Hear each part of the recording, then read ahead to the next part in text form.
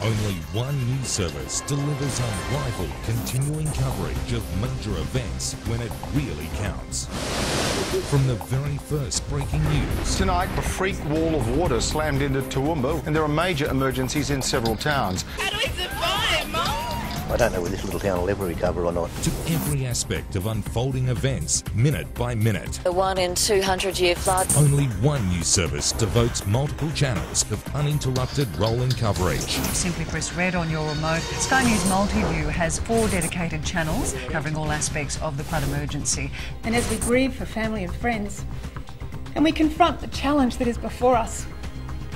Now we have shots from the air, Brisbane updates, and then the flood's latest. Some of these homes will have to be completely gutted. Do you think the business community has done enough?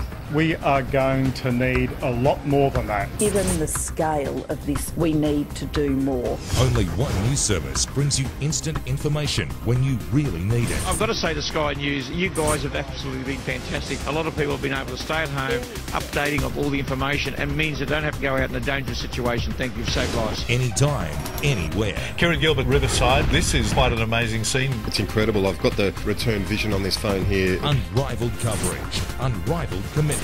Only one news service. Sky News, Australia's news channels.